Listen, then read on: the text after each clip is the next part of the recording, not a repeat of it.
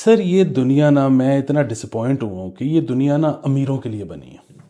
और जो बंदा गरीब पैदा हुआ है ना, उसकी ज़िंदगी में या तो लाइफ लॉन्ग स्ट्रगल है, या फिर अगर उसने किसी तरह पैसा कमा लिया है तो जाहिर है उसको जितने साल लगेंगे पैसा कमाने में, जब तक उसके पास पैसा आएगा तो पैसा उसके काम का ही नहीं रह गया होगा। अस्सलाम वालेकुम नाज़रीन, मुस्बत शो में बहुत खुश आमदीद। मैं हूं असद निज़ामी, मेरे साथ हैं अली आफ्ताब। शो को प्लीज़ लाइक और शेयर करें, चैनल को ज़रूर सब्सक्राइब कीजिएगा। सर कैसे हैं? सर हो सकता है मैं मुस्बत ना हूँ, सर क्यों? मैं ऑलवेज मुस्बत।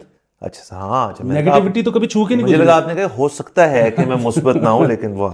अच्छा सर, मुस्बत तरीन खबर जेल में से शाह महमूद कुरैशी साहब, हमने वीडियो देखी थी, वो जेल से बाहर आए, घर जाने की तैयारी थी, फिर अरेस्ट हो रहा है, सीज़न है।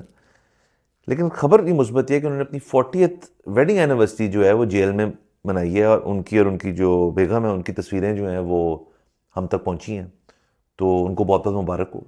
40 साल वेल डन, बड़ी बड़ी हिम्मत वाली बात है। और ख़ास तौर पे जेल में मना रहे हैं, तो इसका मतलब है जेल को अपना लिया उन्होंने। बिल्कुल ये भी है। और दूसरा मैं सोच रहा हूँ कि जितना वो उस वक्त दुखी थे दोबारा गिरफ्तार होने पे, कल के दिन तो उन्होंने शुक्र भी किया होगा क्योंकि आपको वजह से ये शादी की सालगिरह और बेगम की सालगिरह, ये दो ऐसे त्यौहार होते हैं कि इसमें आप कुछ भी कर लो ना तो वो इनफ नहीं है। नहीं, इनफ नहीं है। तो जेल में उनको शायद ये मिल गया हो पैट ऑन द बैक कि चलो ठीक है तुम इधर इतना ही कर सकते थे, हाँ, तो बचत हो गई मेरे ख्याल बचत में होगी उनकी। मेरे ख्याल में। ये आपका जो पिछला फिक्रा था ये बड़ा बहुत सही है, इनफ नहीं हो सकता। लेकिन इसका मैं उल्टा बताता हूँ आपको। देखिए, मर्द जो है ना एक खास उम्र पे आके उसके बाद ना अपनी सालगिरह मनाना छोड़ देते हैं। वो कहते हैं ठीक है, ये किस किस्म की चीज़ है कि आप का जिंदगी का एक साल कम हो रहा है और उस पर आप केक काट रहे हैं। ये केक और FBR वाला केक जो है वो एक ही केक है। तो ज़्यादा मज़े की बात यह है लेकिन कि अगर अब आप ना मनाएं तो आपकी बेगम तब भी नाराज़ हो जाती हैं कि तुम क्यों नहीं मना रहे। जब मेरा दिल है कि तुम अपनी बर्थडे खुद मनाओ और उसमें पुरजोश तरीके से मनाओ, तो तुम्हें क्या मसला है। अब जब ये आ जाए ना बात बीच में कि तुम्हें क्या मसला है, तो हमारे पास तो उसके ऊपर एक लाइन होती है, लेकिन वो चाहते हैं कि उसके ऊपर एक्सप्रेशन आए और चीज़ें, तो ये नहीं हो सकता। बिल्कुल। वो असल में ना मैंने इसको बहुत डिकोड करने की कोशिश अच्छा, की है, तो मैं इस नतीजे में पहुंचा हूँ कि शायद, आई डोंट नो, बट शायद उनको लगता है कि अगर हमने सालगिरह अपनी ना मनाई तो इसका मतलब है कि ये एक तासुर जा रहा है कौम में कि हम अपनी ज़िंदगी से खुश नहीं हैं। और ये तो जाहिर है फिर उन पर बात आ जाती है कि अगर हम जिंदगी से खुश नहीं है तो फिर मसला क्या है। अच्छा, हालांकि मैं बताना ये चाहता हूँ कि इसमें कोई शक नहीं कि हम जिंदगी से खुश नहीं है, और इसकी वजह वो बिल्कुल नहीं है। इसकी कोई एक वजह है ही नहीं। हम बस आए, हमने बेतहाशा साल गुजारे और हम इस नतीजे पहुंचे कि कुछ ठीक नहीं हो रहा जो भी हो रहा है। हम देखिए, हम खुश रहते हैं और मुस्बत रहते हैं जमहूरियत की खातिर, इस शो की खातिर। अगर हमारी ज़ाती ज़िंदगी में किसी को हक नहीं कि ज़ाती ज़िंदगी में बात करना, लेकिन वहाँ हम हो ना हो वो एक अलग बात है। लेकिन यूजुअली आप कह रहे हैं यही होता है कि हम नहीं हैं। बिल्कुल। देखिए उसमें एक और चीज़, जिस तरह आपने कहा ना कि मेरा एक साल कम हो गया, आप चाह रहे हो कि मैं किकलियाँ डालूं। अच्छा, उसमें फिर ये एक और मिसाल जाती है कि लोग, आपने देखा है कि अक्सर सालगिरहों पे पुट्ठे पड़े होते हैं, मूदे। ठीक है। अच्छा, और उनको ये होता है कि जी वो मतलब सेलिब्रेट करना है। या तो वो कहते हैं कि हम सेलिब्रेट कर रहे हैं, या वो कह रहे हैं कि एक साल अगर कम हुआ है तो हमने उसका गम मनाया है। मतलब उन्होंने जो भी किया है कोई वजह नहीं थी कि, और सेलिब्रेट, वैसे पता है उदास होने से ज़्यादा सेलिब्रेट ही करना चाहिए उम्र बढ़ने को। आपको पता है हमारे यहाँ पे, पाकिस्तान की बात कर रहा हूँ, कि यहाँ पे कुछ हलकों में एक ऐसा रिवाज भी है जो कि मुझे बड़ा पसंद है कि यहाँ पर अगर कोई 100 के करीब या 100 टाप के मरे ना, तो उसके मरने पर मिठाई बांटी जाती है। और वो ये है कि जी ये तो बड़ा टाइम गुजार के गया है, और ये तो बड़े इसकी अच्छी बेहतरीन ज़िंदगी थी कि इसने इतना टाइम गुजारा। सो ये जो है ना उम्र का बढ़ना, ये एक खुशकिस्मती की भी अलामत है कि देखें जिस तरह के हमारे हालात हैं, एक अगर यंग बच्चा बम फटे और वो फौत हो जाए तो लकी वो है जो यंग था, या लकी आप हो जिसने ज्यादा उम्र गुजार ली हुई है। मतलब अगर एक ही धमाके में खुदा ना खास्ता दोनों फौत हो जाए, जाहिर है जिसने ज्यादा देख ली चीजें। और अगेन डिपेंड करता है, सब्जेक्टिव भी है कि किसी की जिंदगी में बहुत जिल्लत हो और बहुत मसाइल हो, तो वो जैसे आपने 100 की वाली बात की, बहुत लोग जो हैं उनके, अगर आप पूछें जो यहाँ पे नहीं, यहाँ पे तो एक यूनिट बड़ा अच्छा है ना, फैमिली यूनिट सिस्टम है कि मतलब जॉइंट फैमिली में रहते हैं, तो बुजुर्गान जो है वो सोच भी नहीं सकते, सफ़र भी नहीं करते कि जी ओल्ड होम्स यहाँ रवाज भी। बाहर अगर आप अमेरिका में, मैंने एक डॉक्यूमेंट्री देखी थी, उसमें ना ओल्ड होम्स में जा जाके लोगों के इंटरव्यू, 85 का है, कुछ 86 90 का है, कुछ कहते हैं सानू चुक लो, हमें नहीं समझ आ रही, बच्चे बुच्चे जो हैं वो आते नहीं हैं, यही हमारे जानने वाले हैं, याद नहीं रहता, मसाइल हैं। तो वो एक और भी मैं वैसे बता रहा हूँ, एक फ्रेम ऑफ माइंड है कि यार कि इतनी साल बस हो गया, जो करना था कर लिया, उन सानू कर लो।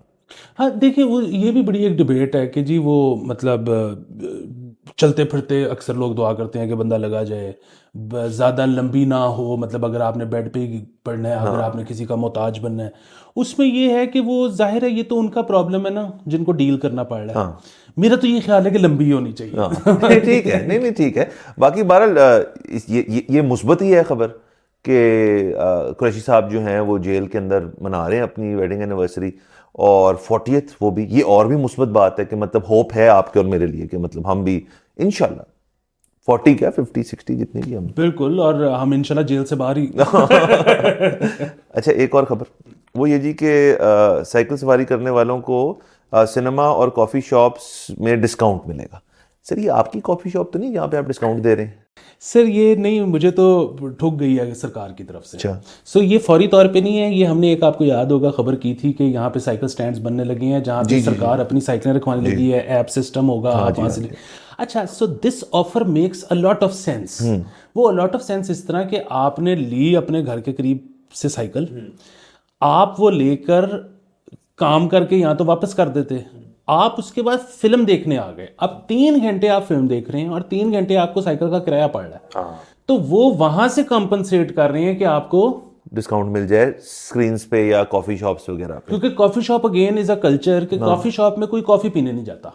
हाँ नहीं तो यहाँ पे वो जो होता है ना कि बाहर गोरे पहले इस नतीजे पे पहुंच गए थे, हम जरा लेट आए हैं कि यार हमारी, आपको पता कल्चर ये है कि सारे नु कार बुला लो। हाँ अच्छा वो कार तो बुला लो, लेकिन उसके बाद होता है you have to clean up. ठीक है, आपको बहुत बेताशा और चीज़ें करनी पड़ती हैं, पहले खाने अरेंज करो, फिर ये करो, फिर वो करो। वहाँ पे ये है कि आप बैठे, खाया पिया, बिल दिया, निकल गए, पीछे वो संभालते फिर जिनका कारोबार है। तो उसमें भी यही है कि आपने साइकिल किराए पे ले ली है, आप आके कॉफ़ी पीने का मतलब ये तो नहीं कि आपने 10 मिनट में कॉफ़ी पी के निकल जाओगे, आप बैठ के जरा आप एक दूसरे से गपशप। तो ये it makes lot of sense. अब हमें रेट्स बढ़ाने पड़ेंगे क्योंकि हमने डिस्काउंट देने अच्छा तीसरी चीज़ इसमें ये है कि ये तो सारी उनके लिए ना जिन्होंने ऐप्स के थ्रू निकलवाई थी। अगर ये कर दें ऑफर के जी हम एनवायरनमेंट के लिए कर रहे हैं कि जिसकी अपनी अपनी भी साइकिल है, वो अपनी माइलेज अपना फिर आगे आपको ज़्यादा ठुकेगी, लोकेशन दिखाए कि मैं यहाँ से साइकिल पे ही आ रहा हूँ और नीचे ये देखें मेरी पर्ची है, मेरी साइकिल ही पार्क्ड है। तो मैं ये सोच रहा था कि राफे आलम तो सारा कुछ मुफ्त कर लेगा। लेकिन अब आप देखें ना कि इलेक्ट्रिक साइकिल भी तो आ गई है अब, तो वो आपने देखी है, बिल्कुल बड़ी ज़बरदस्त है वो। और बहुत लोग जो है मोटरसाइकिलों से हटके वो कह रहे हैं इलेक्ट्रिक साइकिल पे आ जाए, वो चार्ज भी बड़ी जल्दी हो जाती है और माइलेज भी आपको देती है।